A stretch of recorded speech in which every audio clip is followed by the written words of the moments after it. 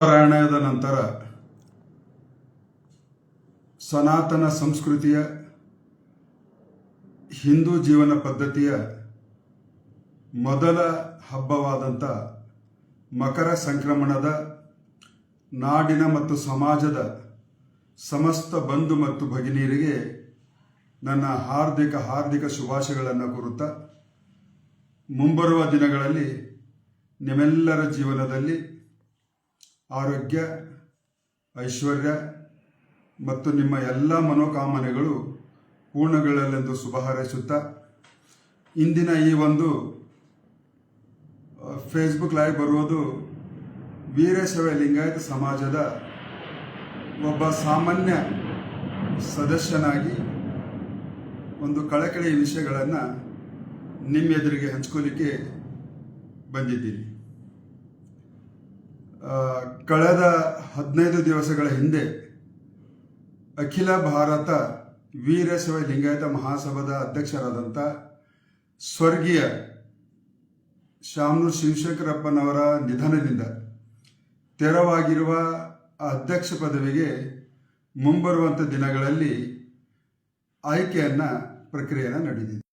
ಸ್ವಾಮಿಗಳು 100 ವರ್ಷಗಳ ಹಿಂದೆ ಸಮಾಜದ ಸಮಸ್ಯೆಗಳನ್ನು ಯಾವ ರೀತಿಯಲ್ಲಿ ಬಗೆಹರಿಸಬೇಕನ್ನುವಂಥ ದೂರದೃಷ್ಟಿತ್ವದಿಂದ ಈ ಒಂದು ಸಂಸ್ಥೆಯನ್ನು ಹುಟ್ಟುಹಾಕಿದ್ದಾರೆ.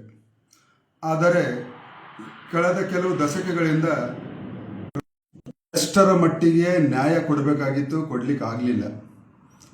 ಕಳೆದ ವಾರ ರಂಭಾಪುರಿ ಜಗದ್ಗುರುಗಳು ಅವರ ಒಂದು ಚಿಂತನೆಯನ್ನು ಸಮಾಜದ ಮುಂದೆ ಹೊರಹಾಕಿದ್ದಾರೆ.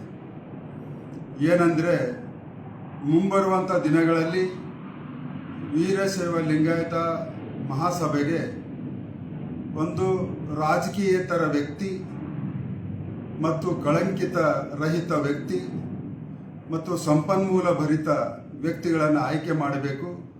ಅದರಲ್ಲಿ ಸೂಕ್ತವಾದಂಥವರು ಸಮಾಜದ ಕಳಂಕರಹಿತ ಮತ್ತು ಸಂಪನ್ಮೂಲ ಭರಿತ ವ್ಯಕ್ತಿಗಳಾದಂಥ ನಿವೃತ್ತ ನ್ಯಾಯಮೂರ್ತಿಗಳಾದಂಥ ಡಾಕ್ಟರ್ ಶಿವರಾಜ್ ಪಾಟೀಲ್ ಅವರಿಗೆ ಆಯ್ಕೆ ಮಾಡಿದರೆ ಒಂದು ಸೂಕ್ತ ವ್ಯಕ್ತಿಯನ್ನು ಆ ಜವಾಬ್ದಾರಿಗೆ ಆಯ್ಕೆ ಆಗ್ತದೆ ಅನ್ನುವಂಥದ್ದನ್ನು ಅಭಿಪ್ರಾಯವನ್ನು ವ್ಯಕ್ತಪಡಿಸಿದರೆ, ಹೀಗಾಗಿ ನಾನು ಅವರ ಅಭಿಪ್ರಾಯಕ್ಕೆ ನಾನು ಸಮ್ಮತಿಸುತ್ತೀನಿ ಮತ್ತು ಸೂಕ್ತವಾದಂಥ ಆಯ್ಕೆವಾಗಿರುತ್ತದೆ.